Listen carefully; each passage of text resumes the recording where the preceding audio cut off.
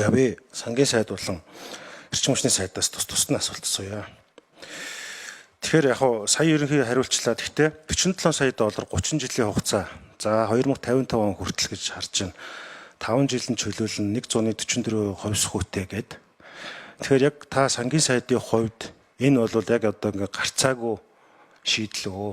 Түрүүн бас одоо энэ дэс суугадсан шиг магадгүй үндэсний консорциумчд юм уу дотоод улсаа хувийн хвшилтэд төр хувийн хвшлийн хамтын ажиллагаагаар энэ боломжтой байсан уу үгүй юу. Тэгэхээр яг би протоколд үлдээх гэж байгаа нь сангийн сайдын хувьд энэ бол яг ингээд гарцаагүй шийдвэр өө.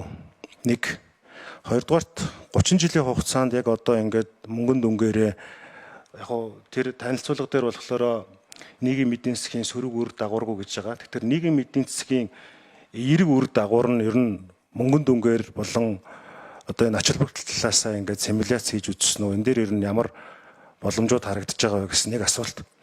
За эрчим хүчний сайдаас болохоор бид нар 2010 онд үндэсний аюулгүй байдлын үзэл баримтлалыг улсын хурал батлаад тэнд нэг хоёр том зорилт дэвшүүлсэн. Нэг нь болохоор нөгөө дотоодоос одоо шатхууныг ингэж бүр бие даасан байдалтай хангадаг болно гэсэн зорилго тавьсан. Нөгөөх нь болохоор эрчим хүчний тусгаар тогтолтой болно гэд 2020 он гэхэд гэж бүр хугацаа заагаад. За гингүүт өнөөдөр 2025 он эрчим хүчний тусгаар тогтнол бие даасан байдлын асуудал мөн шийдэгдээгүй байна. Тэгэхээр одоо сураг сонсохнээ ер нь үндэсний аюулгүй байдлын үзэл баримтлалын дараагийн бичиг баримтын бас төсөл яваад байгаа юм байна гэж ойлгосон. Энэ дээр жишээлбэл энэ бие даасан энэ чинь тусгаар тогтолтой холбоотой үндэсний аюулгүй байдалтай холбоотой асуудал учраас ер нь тусч орж ирж байгаа юу? Ер нь Монгол улсын хэмжээнд том дургаараа энэ эрчим хүчний бие даасан байдал гэдгийг ямар хэмжээтэй үзэж байгаа бөгөөд энэ эрчим хүч 3 төсөл нь өөрөө тэрний хэд орчим хувийг эзэлж байгаа юм бэ? Цаашлаад ер нь эрчим хүч 3 гэдэг шиг 4 5 гэдэг ер нь ингээд дараагийн цуврал төслүүд ямар хэмжээнд байгаа юм? Нийтдээ ер нь бид нар ямар хэмжээтэй энэ төслүүд хэрэгжүүлэхэд Монгол улс тусгаар одоо эрчим хүчний бие даасан байдалд бүрэн орох боломжтой вэ гэсэн ийм асуултууд байгаа. Тэгэхээр асуултын хариултаас өөдөө тодруулга авъя. За, чухал сайд ихлэ хариулаад дараа нь чойжсэн сайд 5 номер. За, Эрдэнэ төвшин асуултанд хариулъя. За, одоо бид энэ зээлийг сойрхон батлуулахаар орж ирж байгаа. За, өмнө батлуулахаар 1 сард хилцээд аюулгүй байдлын гадаад болгон байнгын ороор одоо дэмжигдсэн та бүхэнд баярлалаа. За тэгэхээр одоо бидэнд олдож байгаа хамгийн зөөлөн сайн нөхцөлтэй зээлмэл ерөөсөө энэ. Бид яг олон улсаас энэ хоёр төрлийн зээл авч байгаа би нөө бондоос гадна хэлж шүү. IFI буюу олон талт хөгжлийн институтуудаас аавна, Дэлхийн банк, олон улсын валютаас Азийн хөгжлийн банк, Азийн хөрөнгө оруулалт, дэд бүтцийн банк, за Европын зэрэг бус хөгжлийн банк гэдэг өнөөдөр энэ авч байгаа. За бусд нь мөн одоо яг бид өмнө нь бол яг донор орнууд гэдэг байсан. Одоо энэ bilateral хоёр талтын ийм зээлүүд, хоёр төрлийн ийм зээл авч байгаа. Хоёр талын одоо хамгийн хоёр талтын зээл гэх юм бол хамгийн сүүлийн жишээ Интекс авсан нэвт тосруулах үйлдвэр байна. Энэ бол хүүн бага. 1.5-аас бага гэсэн үг. Гэхдээ Интекийнхээ экспортыг дэмждэг ийм зээл. Интекээс судалгаа авалт хийх ёстой. Интекийн одоо тэр өөр компаниуд нэгдүгээр ээлжинд наашаа орж иж одоо бэлтгэн нийлүүлэлт хийгддэг ч юм.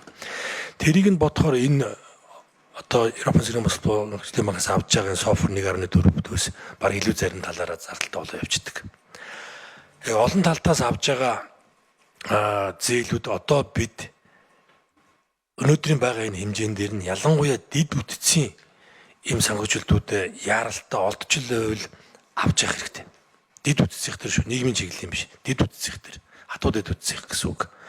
Өөрөөр хэлбэл хатуу дэд бүтц маань одоо хувийн хөвшил хөрөнгө оруулалт бол ордоггүй. Гадны хөрөнгө оруулалт одоо шууд хөрөнгө оруулалт, ашигын төлөө чим хөрөнгө оруулалт бол хязгаарч хийгдэггүй. Маш урт хугацаанд одоо ашиг өргөж өгдөг. Харин дэд бүтц гэдэг утгаараа бол ашиглалтанд орлоо. Тэрнээс хойш одоо яг нийгэм эдийн засгийн яг суур өртгийг хямдруулж өгдөгөөрөө бидэнд хамгийн чухал ийм салбар байдаг.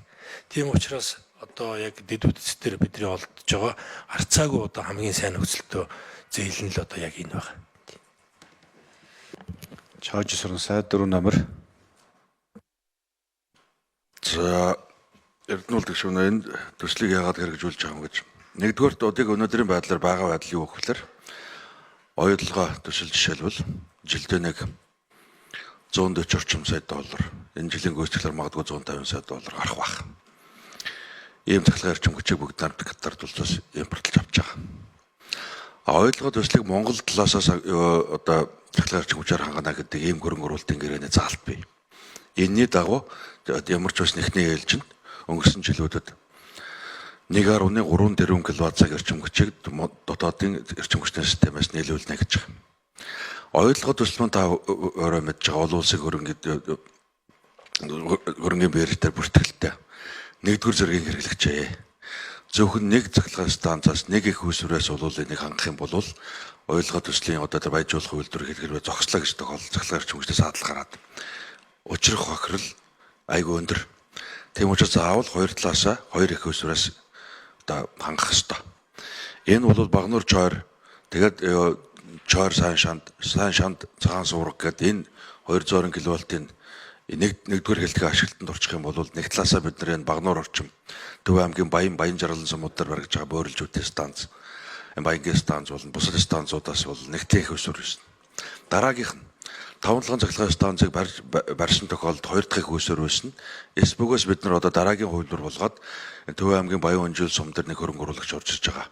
600 мегаватт хүртэл хэмжээний цахилгаан эрчим хүчийг нийлүүлээ гэдэг ийм одоо төсөл хэлцэр хийгээд явж байна. Энийг бид нар одоо дунд хувьд мандал дэд станцтай холбочих юм бол хоёр талаасаа цахилгаан эрчим хүчээр хангана. Одоо ямар нэгэн эрчим хүчний саадалгүй нэгдүгээр зэрэглэлийг хэрэглэгчийн тавьж байгаа шаардлагад нийцүүлэх хэмжээний ийм эрчим хүчээр хангах болцоо бүрдэх юм. Тэр нь одоо олон талын арга хэмжээнд хамгийн том нь ингэсэн тохиолдолд энэ хэд тусаас импортлж байгаа энийг бол тодорхой хэмжээнд бид нар бууруулнаа.